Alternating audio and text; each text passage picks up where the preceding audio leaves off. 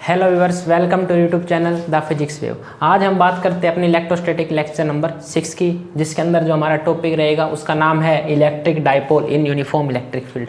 जैसा कि लास्ट जो लेक्चर थे हमने उसमें आपको एक्सप्लेन किया था कि what is electric dipole movement. तो बेसिकली जो इलेक्ट्रिक डाइपोल है वो हमने आपको बताया था कि इलेक्ट्रिक डाइपोल क्या होता है। इलेक्ट्रिक डाइपोल एक अरेंजमेंट होती है जिसके अंदर हमारे पास क्या होता है, two equal charge, equal magnitude के चार्ज होते हैं, बट उनका नेचर क्या होता है, ऑपोजिट होता है, प्लस क्यू माइनस क्यू, और उनके बीच में जो सेपरेशन होती है वो क्या होती है, अपने पास 2a होती है। That is very small separation between them. अगर यहाँ पे +5 कूलाम चार्ज है तो यहाँ पे अपने पास कितना होना चाहिए, -5 कूलाम चार्ज होना चाहिए। इस अरेंजमेंट को हम क्या बोलते हैं, इलेक्ट्रिक डाइपोल। और इससे जो बाद में हमने पढ़ा था इलेक्ट्रिक डाइपोल मूवमेंट, जिसको हमने P से रिप्रेजेंट किया था, और उसका फॉर्मूला क्या था अपने पास, any charge multiply by separation between them, Q into 2a। ये हमने क्या पढ़ा था, इलेक्ट्रिक डाइपोल मूवमेंट। अगर आपने वो वीडियो नहीं देखे तो आप हमारे डिस्क्रिप्शन में जाके वो आपको वीडियो मिल जाएगी, आप वहाँ से ये वीडियो देख सकते हो इलेक्ट्रिक डाइपोल की। ठीक है, तो उसके बाद हमारा जो टॉपिक है ये कि अपने पास कि इलेक्ट्रिक डाइपोल है वो कहाँ पे है, इलेक्ट्रिक फील्ड में है। तो चलिए बात करते हैं। इसमें हमने क्या किया, सबसे पहले हमने यूनिफॉर्म इलेक्ट्रिक फील्ड लिया और उसके अंदर हमने क्या रखा, डाइपोल को। डाइपोल को किसी एंगल पे रखा है और वो एंगल हमने माना, वो एंगल कितना अपने पास, मान लो थीटा एंगल है। ठीक है, ये A पॉइंट है, इसके ऊपर हमने -q चार्ज रखा, और जो B पॉइंट है उसके ऊपर हमने +q चार्ज रखा, और किसी एंगल पे हमने क्या रखा है, इस डाइपोल को।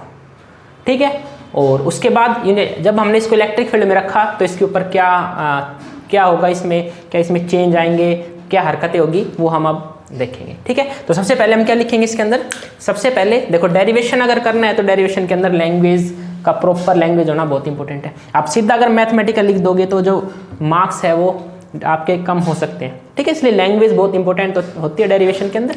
तो चलिए लिखते हैं कि कंसीडर ए इलेक्ट्रिक डाइपोल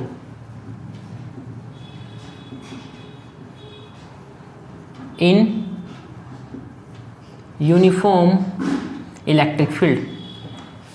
ठीक है, एट एंगल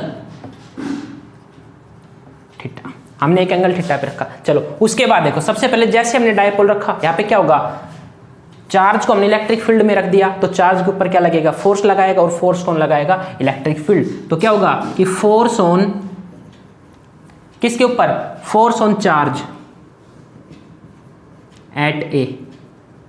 जो A के ऊपर हमारे पास -q चार्ज है उसके ऊपर कितना फोर्स लगेगा, और फोर्स का फॉर्मूला क्या होता है, याद रखना है आपको ये कि फोर्स अगर आपके पास चार्ज है इलेक्ट्रिक फील्ड में रखा हुआ है तो उसके ऊपर जो फोर्स लगता है उसका फॉर्मूला क्या होता है, F = QE। बात समझ में आया, F = QE। ये अपने पास फोर्स लगा, यानी इसको मैंने लिख दिया फोर्स ऑन A, इस A के ऊपर जो चार्ज है। अच्छा किधर लगेगा, -q है तो इसके ऊपर फोर्स किधर लगेगा, डाउनवर्ड डायरेक्शन में, दैट इज FA। बात समझ में आया कैसे, कि फोर्स का फॉर्मूला अपने पास क्या होता है, QE। एक फोर्स एक वेक्टर क्वांटिटी है, तो फोर्स किधर लगेगा, on always in the direction of electric field. लेकिन यहाँ पे चार्ज क्या माइनस है, यानी इसके आगे क्या लगाया हमने, माइनस लगाया। इस माइनस का क्या मतलब हुआ कि जो फोर्स लग रहा है वो कहाँ लग रहा है, in the opposite direction of electric field. ठीक है, यानी इसको हम क्या लिखेंगे, in the opposite direction of electric field. Electric field की अपोजिट डायरेक्शन लग रहा है, दैट इज डाउनवर्ड डायरेक्शन। अगर मैं बात करूं कि force on charge at B के ऊपर कौन सा चार्ज है, +q चार्ज है, कितना फोर्स लगेगा, FE। अब देखो प्लस चार्ज है तो यहाँ पे मैं क्या लिख दूंगा, प्लस, तो फोर्स कहाँ लगेगा, in the direction of E, यानी in the direction of E। अब देखो यहाँ पे क्या हुआ, अब भाई इसके ऊपर फोर्स लग रहा है अपने पास अपवर्ड। ठीक है, इसको मैंने बोल दिया FB। ये देखो इलेक्ट्रिक फील्ड की डायरेक्शन में लगा, FA नीचे लगा, FB भी नीचे लग रहा है, FA सॉरी, और FB कहाँ लग रहा है अपने पास, ऊपर। अब यहाँ पे कंडीशन लगी है कि इस डाइपोल के ऊपर नेट फोर्स कितना हो गया। अगर डाइपोल पे नेट फोर्स की बात करें तो कितना हुआ, 0 हुआ। क्यों, नीचे लगा FA, ऊपर लगा FB, और FA = FB, है ना। हमारे पास क्या आया, जो FA है वो क्या है अपने पास, FB आया, और इक्वल है। तो अगर मैं बात करूँ इस पूरे डाइपोल की तो वो अपने पास क्या है, नेट फोर्स इसके ऊपर 0 आया है। लेकिन अगर अब मैं यहाँ पे देखो, हमने क्या नोटिस किया कि here forces are equal, force हमारे पास क्या है, इक्वल है, अनलाइक है एंड ऑपोजिट डायरेक्शन में है ना। प्लस में एक चीज और है मेन, क्या कि इनके ऊपर जो पॉइंट ऑफ एक्शन है वो क्या डिफरेंट है, यानी डिफरेंट पॉइंट ऑफ एक्शन, मतलब अलग अलग जगह पे लग रहे हैं, एक पॉइंट पे नहीं लग रही है। ठीक है, तो उस केस में यहां पे क्या होगा, दे फॉर्म ए कपल, है ना, कपल, वो कपल नहीं जो आप सोच रहे हो। ठीक है, यहां पे क्या होगा, कपलिंग फोर्स लगेगा, हम कपलिंग फोर्स बोल देते हैं, और उस कपलिंग फोर्स का हमने क्या नाम दिया, टॉर्क। और हम टॉर्क को, हमें पता है टॉर्क हम किसे रिप्रेजेंट करते हैं, टो से रिप्रेजेंट करते हैं, and it is a vector quantity. बात नंबर 1। बात नंबर 2, टॉर्क होता क्या है, तो अगर टॉर्क की डेफिनेशन की बात करें तो टॉर्क क्या होती है कि turning effect of force, force का जो टर्निंग इफेक्ट है उसी को हमने क्या बोला, टॉर्क बोला। मान लो फैन है, फैन है, पंखा है, पंखे के ऊपर जैसे हमने फोर्स लगाया तो फोर्स लगने से जो पंखा है वो क्या करेगा, वो रोटेट करेगा, अपनी जगह पे घूमेगा ऐसे। तो इसको हमने क्या बोल लेंगे, फोर्स ना बोल के इसको हम क्या बोल देते हैं, टॉर्क बोल देते हैं। तो और टॉर्क का जो फॉर्मूला होता है बड़ा विचित्र है, क्या होता है, इसका फॉर्मूला होता है any force multiply by perpendicular distance. ये बात याद रखनी है अपने को, डिस्टेंस कैसी होनी चाहिए, परपेंडिकुलर होनी चाहिए, लेकिन यहाँ पे तो परपेंडिकुलर है ही नहीं। इलेक्ट्रिक फील्ड आपको ऊपर जा रहा है, क्या ये इसके परपेंडिकुलर है, क्या ये ए बी है, ये इसके परपेंडिकुलर है, नहीं है इसके परपेंडिकुलर। इसके परपेंडिकुलर करने के लिए हमें क्या करना पड़ेगा, हम लिखेंगे क्या कि हमने क्या किया, हमने सही यहाँ पे एक ड्रॉ किया, इस पॉइंट को मैंने बोला सी। हमने क्या किया यहाँ पे, ड्रॉ ए सी, और वो परपेंडिकुलर है किसके, इलेक्ट्रिक फील्ड के परपेंडिकुलर है। अब हमें परपेंडिकुलर डायरेक्शन मिल गई, अब हम इस फोर्स को क्या यूज कर सकते हैं, टॉर्क का फॉर्मूला यूज करेंगे, यानी हमें क्या है, एनी फोर्स हमारे पास है क्यू, और परपेंडिकुलर डिस्टेंस हमारे पास क्या हो गई, ए सी हो गई। अब सबसे पहले हम ए सी निकालें, तो हमारे पास ए सी क्या आएगा, A C is equal to A B sine theta. कैसे, ये एंगल थीटा है तो हमारे पास ये एंगल भी कितना आया, थीटा आया। ये एंगल थीटा है तो हमारे पास इसको क्या लिखें, हम लिख सकते हैं इस ट्रायंगल के अंदर जो साइन थीटा है वो कितना होता है, sine theta is equal to perpendicular upon hypo. Perpendicular हमारे पास क्या हुआ, ए सी, और हाइपो हमारे पास क्या हो गया, ए बी।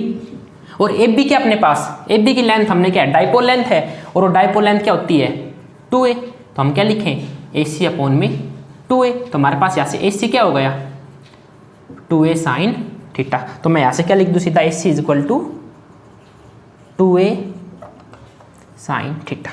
ये हमारे पास एक इक्वेशन हो गई। इसके बाद हमने क्या कैलकुलेट करना है यहाँ पे, now we will calculate torque.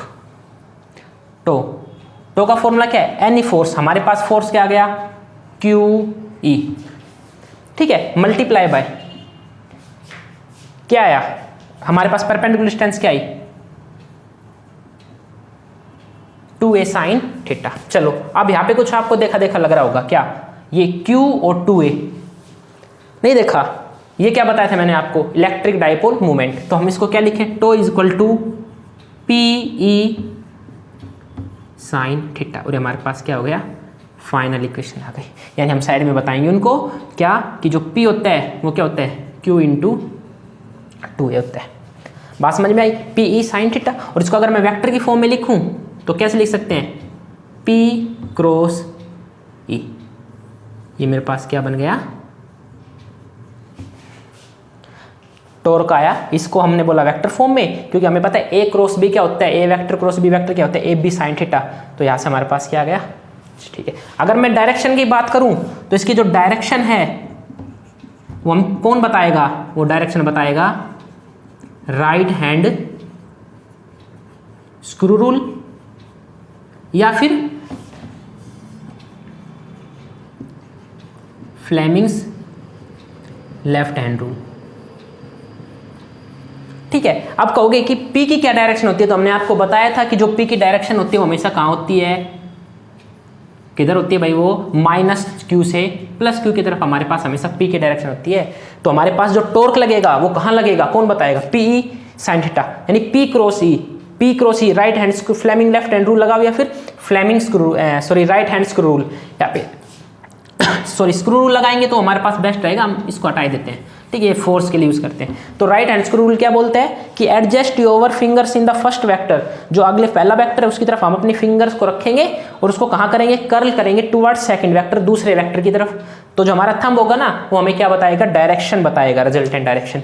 करो पी क्रॉस ई, पी किधर जा रहा है, ऊपर जा रहा है, देखो। तो मैंने क्या किया, फिंगर को ऐसे किया, ई कहाँ है, ऊपर है मेरा। अब मेरी फिंगर्स कैसे हो जाएगी, कर्ल नहीं होगी, इसके लिए मेरे को मेरी फिंगर को कैसे रखना पड़ेगा, मैंने रखा पी की डायरेक्शन में और मैंने कहाँ किया, ऊपर की तरफ, क्योंकि मेरे पास इलेक्ट्रिक फील्ड का है, ऊपर है, ऊपर की तरफ मैंने फिंगर को कर्ल किया। थंब मेरा कहाँ रहे, आउटवर्ड द बोर्ड। तो आप क्या लिखोगे इसकी डायरेक्शन, डायरेक्शन क्या रहेगी इसकी, कहाँ आएगी इसकी डायरेक्शन,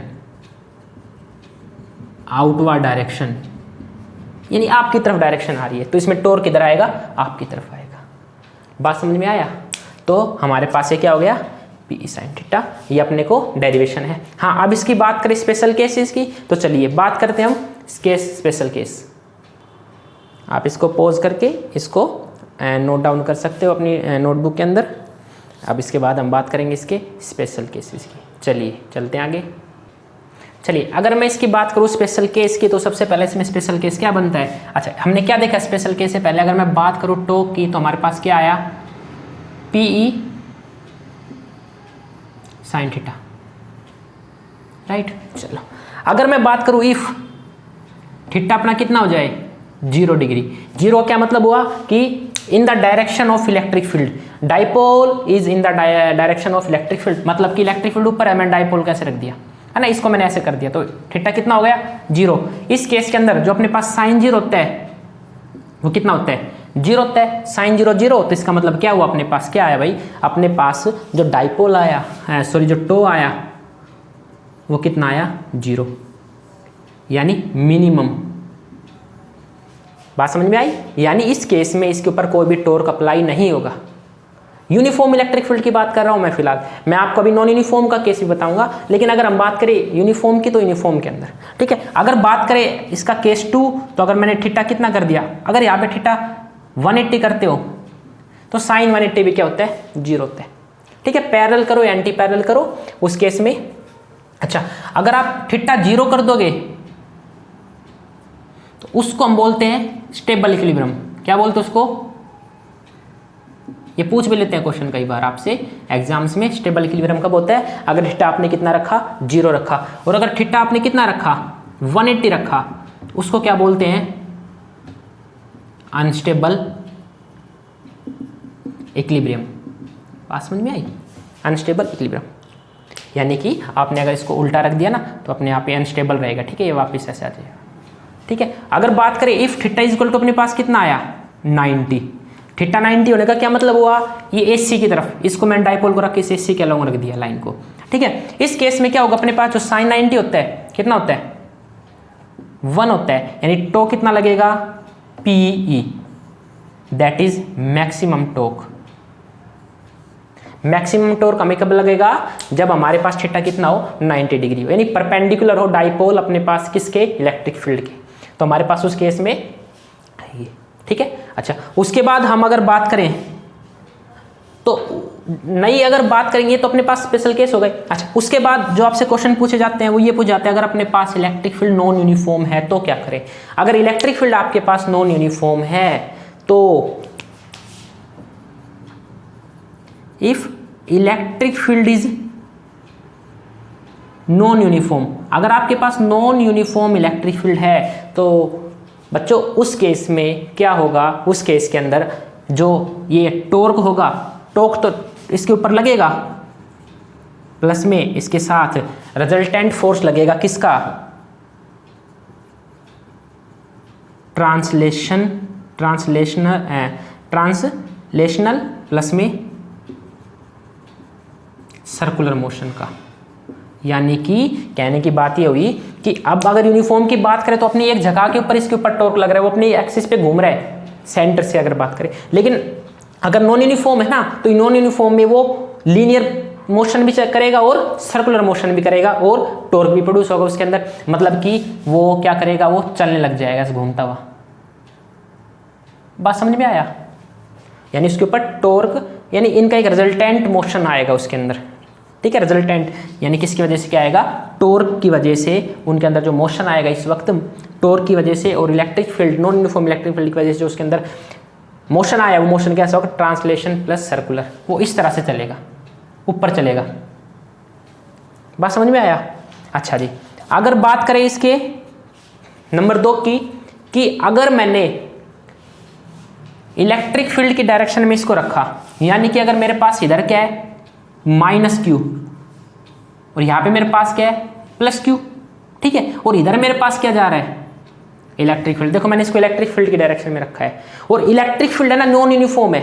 नॉन यूनिफॉर्म का मतलब कि इलेक्ट्रिक फील्ड इधर इंक्रीज हो रही है, किधर हो रही है इंक्रीज, इधर। अब क्या होगा ये, सबसे पहली बात यहां पे अगर इलेक्ट्रिक फील्ड अपने पास क्या है इंक्रीजिंग है ना, इंक्रीजिंग है, और डाइपोल भी हमारे पास किधर है, इधर है। डाइपोल मूवमेंट की डायरेक्शन क्या है, माइनस से प्लस, इंक्रीजिंग टुवर्ड्स P। जिधर डाइपोल मूवमेंट जा रहा है उधर अपने पास क्या इलेक्ट्रिक फील्ड भी बढ़ रही है। यानी इसकी बात करें तो इस A पॉइंट की बात करें तो इसके ऊपर इलेक्ट्रिक फील्ड कम है, B पॉइंट की बात करें तो इलेक्ट्रिक फील्ड ज्यादा है। यानी कि electric field at point A is less than at electric field at point B, यानी B के ऊपर इलेक्ट्रिक फील्ड ज्यादा है। इस केस में क्या होगा, सबसे पहली बात यहाँ पे जो थीटा है अपने पास वो कितना है 0 है, इसका मतलब टॉर्क तो अप्लाई नहीं होगा, इसके ऊपर कोई टॉर्क अप्लाई नहीं होगा। तो फिर क्या होगा उस केस में, ये क्या करेगा, ये जो अपने पास डाइपोल मूवमेंट है ना, ये इलेक्ट्रिक डाइपोल है जो, ये क्या करेगा in the direction of electric field क्या करने लग जाएगा, लीनियर मोशन। क्या करेगा ये लीनियर मोशन। तो इस केस में क्या करेगा ये लीनियर मोशन, किधर टुवर्ड्स इलेक्ट्रिक फील्ड, यानी इलेक्ट्रिक फील्ड की डायरेक्शन में ना ये ऐसे चलने लग जाएगा। बात समझ में आई? कहने का मतलब ये है कि मैंने इसको नॉन यूनिफॉर्म में रखा है, यहाँ पे इलेक्ट्रिक फील्ड ज्यादा है, यहाँ पे इलेक्ट्रिक फील्ड कम है। इलेक्ट्रिक फील्ड ज्यादा यहाँ पे है, बात नंबर 1। बात नंबर 2, ये पैरेलल है इलेक्ट्रिक फील्ड के, मतलब इसके ऊपर टॉर्क अप्लाई नहीं होगा, क्योंकि साइन 0 कितना होता है 0 होता है, तो इसके ऊपर टॉर्क नहीं लगेगा। तो ये जो इलेक्ट्रिक फील्ड है यानी फोर्स इसके ऊपर कहाँ लगेगा, इसके ऊपर फोर्स लगेगा FA इधर लगेगा, और इधर कहाँ लगेगा FB। और हमें पता है FB क्या है ग्रेटर देन FA, यानी इसके ऊपर ज्यादा फोर्स लगेगा, इसके ऊपर कम फोर्स लगेगा, तो नेट फोर्स क्या होगा FB माइनस FA। तो FB ज्यादा है तो नेट फोर्स की डायरेक्शन में क्या है कि in the direction of electric field चल पड़ेगा। बात समझ में आया? अच्छा, अगर मैं नेक्स्ट केस की बात करूं कि इलेक्ट्रिक फील्ड है वो डिक्रीज हो रहा है, अब की बार क्या है वो डिक्रीजिंग टुवर्ड्स P। अब की बार P इधर है लेकिन इलेक्ट्रिक फील्ड कहाँ है, इधर है, वो डिक्रीज है उसके रिस्पेक्ट में। ठीक है, इस केस को 1 मिनट में इसको थोड़ा रब कर देते हैं, ठीक है, इसको थोड़ा अच्छे से फिर से बताते हैं। ठीक है, इस केस में क्या होगा,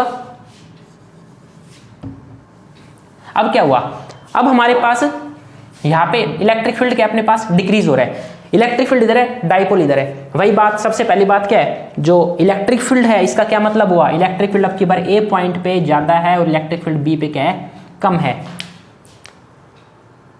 ठीक है, क्योंकि इधर बढ़ रहा है, अब की बार इधर डिक्रीज हो रहा है, इधर इंक्रीज हो रहा है, मतलब यहाँ पे ज्यादा था यहाँ पे कम है। एंगल कितना है 0 है, थीटा कितना हुआ 0 लगाओ या चलो 180 लगा दो, 180 एंगल हो गया। इस केस में अपने पास क्या हुआ, इस केस के अंदर अपने पास टॉर्क कितना लगेगा 0, क्योंकि यहाँ पे भी अपने पास टॉर्क कितना लगा था 0 लगा था, यानी टॉर्क तो अब भी नहीं लगेगा। तो फिर क्या होगा, इसकी इधर फोर्स कौन सा लगा अपने पास FA, यानी FA इक्वल टू QE, और इधर कितना लगा FB इक्वल टू QE, है ना। फोर्स क्या होता है QE, Q तो सेम है लेकिन E अलग है, E जहाँ पे ज्यादा होगा वहाँ पे फोर्स ज्यादा होगा, जहाँ पे E कम होगा वहाँ पे फोर्स भी क्या होगा कम होगा। यानी इस केस में हमारे पास क्या हो गया, जो फोर्स A है वो ग्रेटर देन हो गया किसके, B के ग्रेटर देन हो गया। तो फोर्स ज्यादा किधर लगेगा, अब की बार इधर लगेगा, और ये क्या करेगा, जो अपने पास जो डाइपोल है, कौन सा डाइपोल, इलेक्ट्रिक डाइपोल है, वो क्या करेगा, वो मूव्स टुवर्ड्स किधर, in the opposite direction of E। ठीक है, डायरेक्शन ऑफ E, यानी मूव टुवर्ड्स कौन सा करेगा ये लीनियरली। ठीक है, लीनियर चलेगा ये। अभी क्या करेगा, जो डाइपोल है ना इस साइड चल जाएगा। तो अपने पास ये जो CBSE अक्सर पूछती है, ठीक है। ये आई होप आपको ये वीडियो समझ में आया होगा, आपको जो टॉपिक है आपका कॉन्सेप्ट क्लियर हुआ होगा। अगर जिस जहाँ पे आपको प्रॉब्लम है तो आप कमेंट बॉक्स में बता सकते हो। And thank you for watching this video. Please like, share and subscribe my channel. Thank you.